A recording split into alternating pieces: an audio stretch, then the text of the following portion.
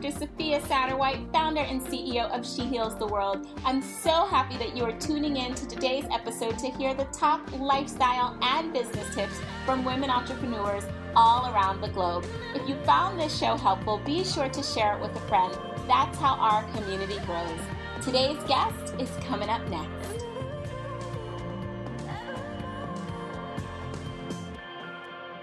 Hey everybody, welcome to the She Heals the World talk show. So today I am super excited to have Jamie Rockers joining us. Jamie is a content creator over at Beauty Rocks. She's going to share her story to success and give us a little bit of background about what she does. Jamie, welcome to the show. Thank you so much for having me. I'm so happy to have you. I would love for you to kind of explain to the audience a little bit about your business, your blog, your brand, and how you got started. Yes. I actually started out working in beauty PR. So I was working at a big global beauty brand in a public relations department. So I was working with a lot of content creators, and at the time it was really up and coming because we used to only focus on press from major magazines, and we'd want to work with journalists, and at the time bloggers and content creators were really up and coming, and so we started working with them.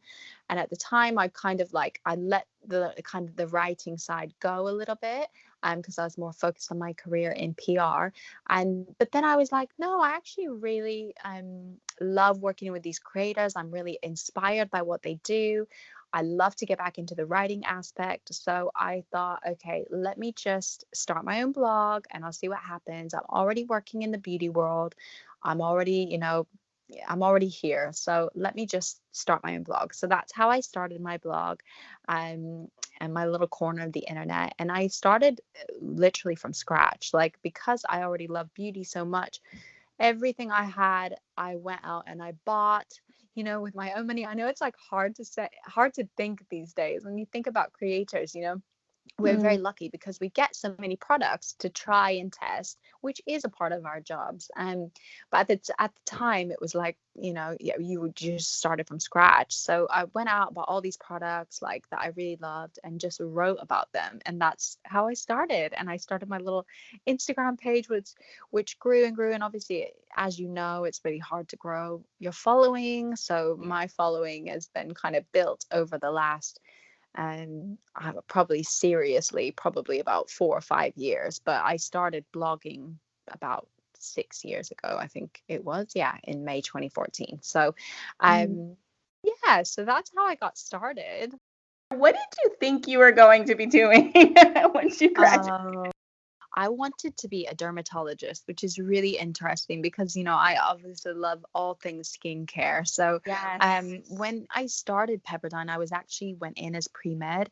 But what I didn't realize is how much I would hate classes like chemistry and physics and mathematics. I hated them. All I wanted to do, I loved my anatomy classes. I thought they were really interesting. I loved all of that stuff, but I just couldn't get through those physics classes. And for the first time in my life, I'd always been a straight A overachiever.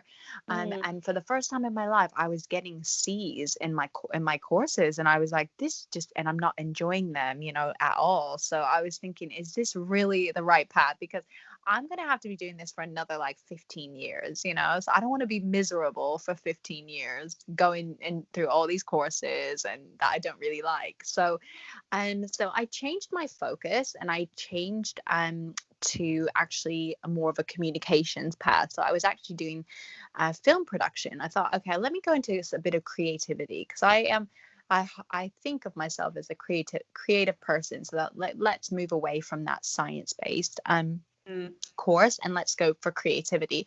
And I loved my courses after that. I was like, oh my God, this is so fun. This is, I'm, being creative. And obviously being at Pepperdine, you are living in Malibu. So you're surrounded by celebrity homes. Hollywood is nearby. So I was interning at Universal Pictures and doing that whole, and then I changed. I wanted to be a casting director. So I was like, okay, I'm going to be a casting director. Then at the very end of my university experience, obviously I graduated, and then someone came to speak at the university about their experiences in Japan. So I was like, oh, maybe I need a buffer year. In Europe they've got thing called the gap year where they can go and they can explore and they can, they can just take a year out and explore their interests and travel and things. I think it's such a good, it's such a good concept because I think in the US we're so, we go straight into work. We're Yeah. working. The working culture is very strong in the US, which is wonderful and it's a great thing. Nothing bad about it, but I think you're just kind of rushed into going into, your field as soon as you graduate, and there's no time after that to explore, to find, what you truly love, all of those things. So Mm, I thought, mhm. you know what, I'm going to take a year and I'm going to go to Japan. And actually, that year turned into 4 years. So by that time, Oh, I'd kind of like moved on to like writing and like traveling. And, they all yeah. kind of melded into each other. But I can Mm. see now they were all kind of related, but they all took a they took, it wasn't a straight path. In your travels, were there things that you learned or any places that you enjoyed more than others as you kind of sought to find your way into your purpose right now? Absolutely. I think I needed those years of travel to really feel like I had kind of lived and I'd done that, I'd done that travel and that those experiences, and not even just oh, I took 2 weeks and went somewhere, but really travel like backpacking across China and things like, things, Mm, taking the Trans-Siberian across my Mongolia and Russia, things like real adventures. Like I really wanted to have real adventures before I went into my working world, because I'd been such an overachiever up until the point of kind of taking those years off to travel and experience other cultures and living abroad and things like that. I've been such an overachiever and focused on working, studying, all of that stuff. And I knew that as soon as I went back to that focus, I'd be focused on that. So I yeah. really wanted those years to do that. And travel is such a big part of what I feel alive when I travel, to be honest with you. That's Mm. that's when I feel most alive. And unfortunately with COVID, obviously it's so yeah, so I learned that, obviously I've learned so much about other cultures, other people, languages, which has been so beneficial to me now, especially living in London, which is a very multicultural environment. So I think, yeah, absolutely, it helped me, and it also made me a better balanced person, I think, in the end as well. Mhm, mhm. And so at one point, at some time, your business kind of had to shift and become profitable, at least to support Yeah. your lifestyle. And so, what hurdles did you overcome as you were traveling and getting settled in a new place and also balancing building a new business? I can imagine that for most people, that would be so scary. And so, what was Yeah. that like for you? It is scary. Yeah, it is scary. I think arriving to a new place and being like, okay, now I have to find a job or get settled in and move to a new place, make new friends, all of those things. I think for in terms of finances, to fund all my travels, I was always really good at saving money. So all the money, because I worked and then traveled kind of. So I Mm, did it in that way, and I think that was good because I could work and save while still being in another country, still experiencing all those different and amazing things. And then when I got to the UK, I actually worked, because I worked in beauty PR for such a long time. I actually, because my blog and my content creation business were all my side hustle. Now they're my full hustle, but it was my side hustle for such a long time. And I think a lot of people don't realize that, is that I think if people landed on my page now, they'd think, oh, she's just landed that. But that is years of like hustling, like a full-time job plus this side hustle, and working so many hours over the weekend, giving up things to mm, try and build my platform and my blog, and working late hours. And you do make a lot of sacrifices because it's kind of like your baby, and you love it, so you want to feed it. So I think yeah, with finances, I worked for so long. And then when I finally felt like, right, I'm getting enough brand collaborations now. I'm getting enough, I'm like making enough money from like affiliate links or, whatever. I always think if you're in a business, you should have little pots, like you've got little streams of income that if one goes, then you're still safe because you've got a couple more. So I think for me, that is obviously brand collaborations are a very big part of my income. The other income is that I do help other brands with their social media as well. So whether that is content creation for their own platforms or even running their Instagram or doing strategy around Instagram. So that is another stream of income for me. So I think having those little streams when you're your own boss is really important.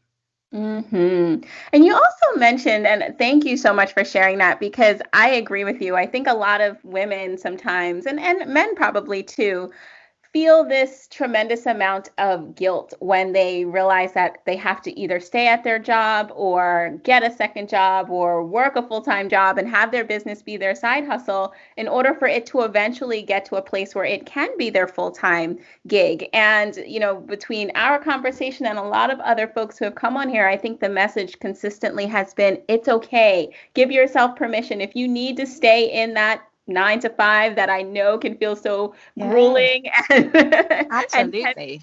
you got to do it to get to your purpose, to get to your passion, to be able to do what you really want to do. And that will help to give you time to do it without all of the stress of having to figure out how to make money super fast in your business when your business may not be ready 100%. for that yet. So I love that you gave us the behind the scenes and kind of reinforce that it's okay to work while you are building your business.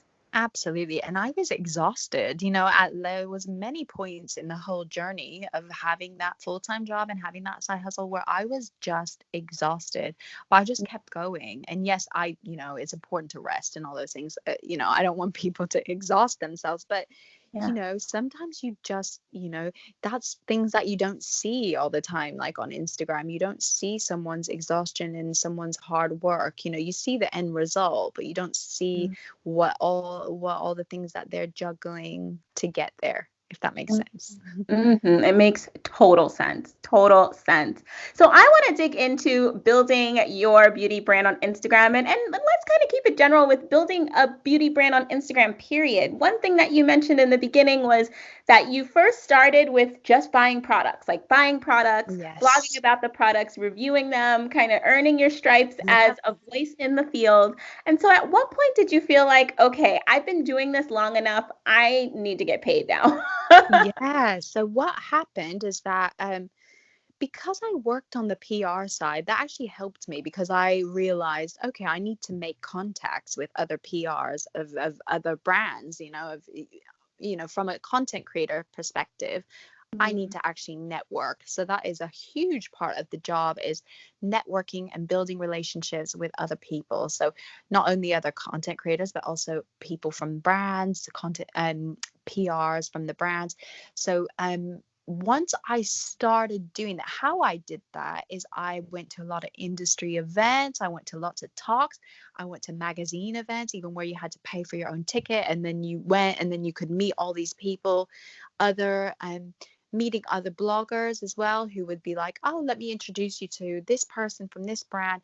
It was all about the networking. So I think then obviously the products came in and more products came in and the contacts got better and better, and then I was working with brands that I really loved. And then I think as well, part of it was an acceptance from brands because I started when it was still kind of, I don't know, people were still like, I'm not sure exactly how this works, Mm-hmm. who are these people and how does this relationship work? Whereas now it's much more respected and it's even regulated, by advertising standards agency and things like that. So it's a regulated industry now, and it's people can actually put it on their CV that they did that's what they do, and no one's shocked anymore. So I think now it was also a side of the brands accepting, okay, actually these people do work, and it does take a lot of effort to create this content and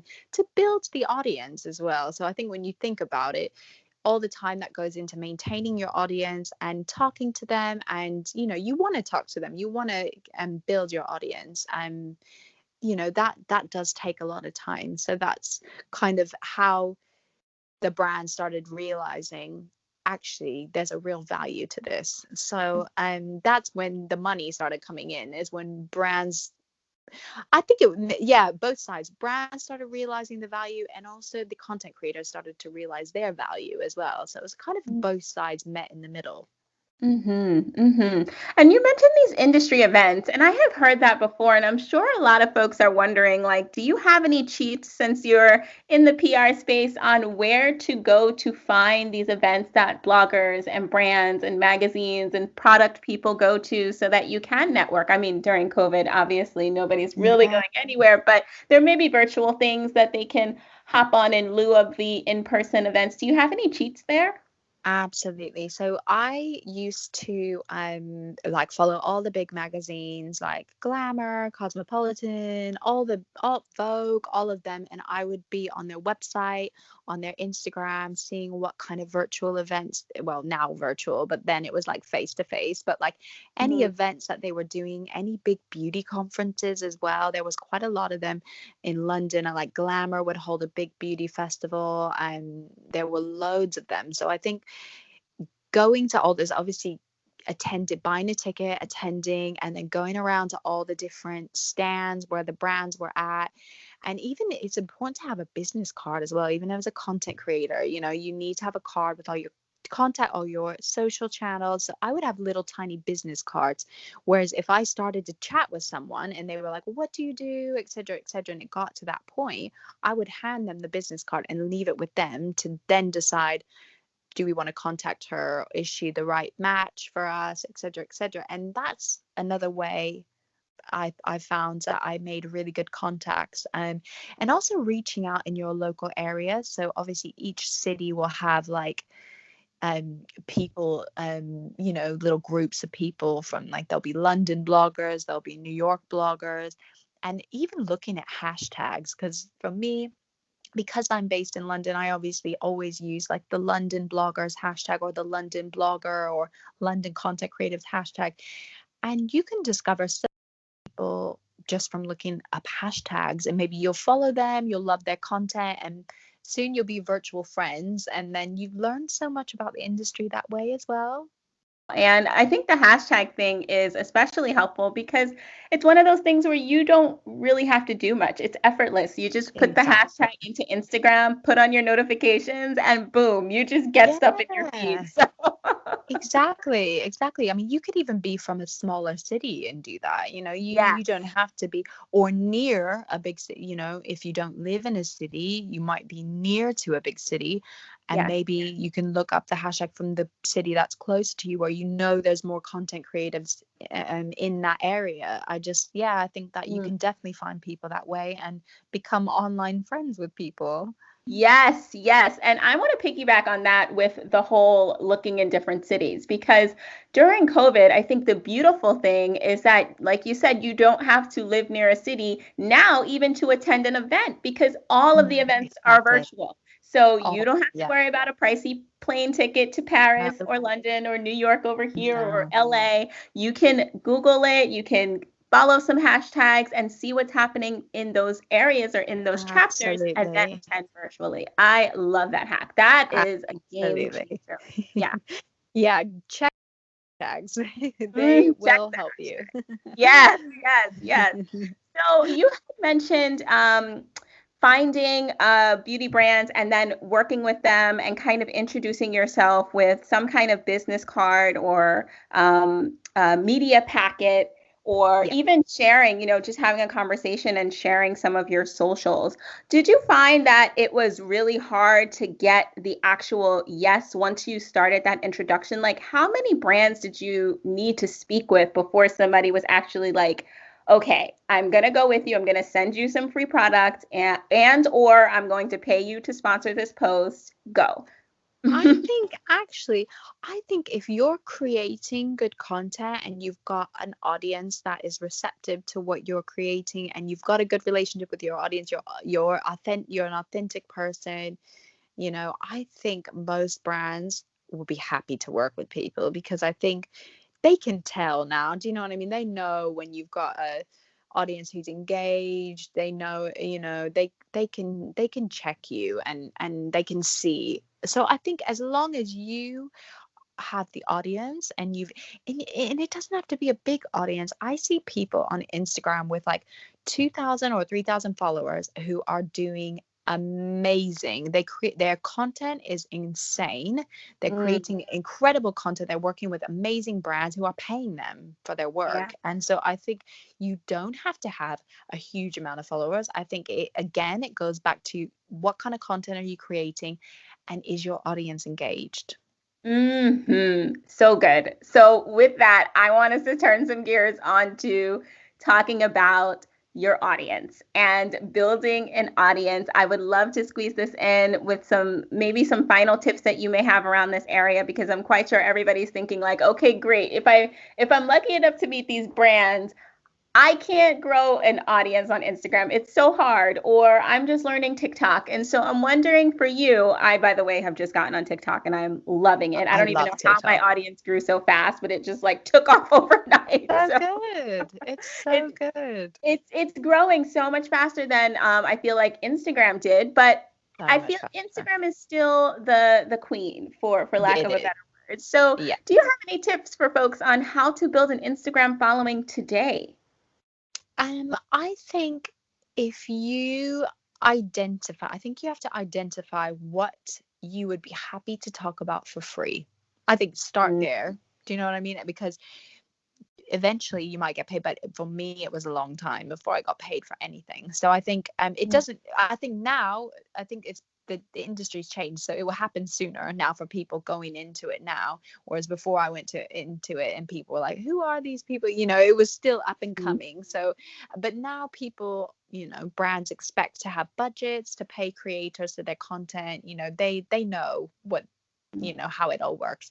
So I think as long as you think about what do you want to talk about, and what would you be happy to talk about for free, what do you love, whether that's baking or nature or travel or fashion, is it and then people do talk about niches a lot, and I do think niche content obviously performs amazingly because you've got the audience who's so um engaged with that niche. But for me, I consider myself, I'm mostly beauty, but I am a lifestyle blogger as well. So I do talk about travel sometimes. I do talk, not now, but I do talk about Mhm. fashion. I do talk about well-being. I do talk about the things that interest me. And so you can do that as well. I think so many people say, no, you have to have a niche. And yes, niches are wonderful, but you don't have to. So Mm, I think it's just how people like people's personalities, as well. yeah, So it's yeah. not always, okay, a niche, but then you can have someone who's like an amazing personality that people are just interested in being inspired by. Maybe they're going to a new play, on a travel, on a trip, and they've got this amazing new sustainable fashion brand that they're working with. There's lots of things people could be interested in. So I think just start and Mhm. practice as well. Practice taking photos, because it does photos do matter. I mean, they do Mhm. matter. So I Mhm. think, yeah, practice photography. But you can Mhm. have an iPhone. Do you know what I mean? I mean, it's some of my best performing photos are taken on an iPhone. Yes, yes. It is really accessible. And I think, the Exactly. beautiful thing about social media is sometimes when something looks too produced, it actually may turn Yes, people off because they it love the authentic kind of posting. And I think people miss and crave that they almost. do. I have been seeing a lot of like research coming out comparing a super produced photo, versus like just a selfie shot. And the selfie Yes, shot got like more likes and shares than the absolutely. produced photo, because people are craving regular everyday people. So I think there's something there for everyone. And like you said, I think the most important thing is finding what you're passionate about. If you're passionate about beauty, talking about that authentically. If you're passionate about baking, go for it. But find what you love and just start talking about it, and your people Exactly. will find you. Yeah. I think so, yeah, because if you start talking about something that you're forcing yourself into because you think you might want to get into it, like say you love beauty, but you think you should be a fashion creator, but you're not that into fashion, it's just not going to work out in the end because I think people will be able to see through your writing skills and, they'll be able Mhm. to see through that you're not really passionate about fashion, you really love beauty or whatever it is, or vice versa. So I think Yeah. people will definitely be able to tell. So I think about the things that you're really interested in, you'd be happy to chat with a friend too. Super helpful tips, Jamie. I would love to know, what are you proud of with your brand? Like, what has been some of your greatest accomplishments in this business?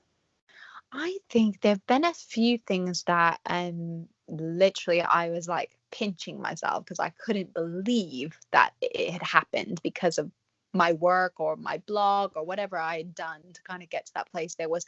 I mean, most of my amazing experiences have come from like press trips with different brands or with tourism boards.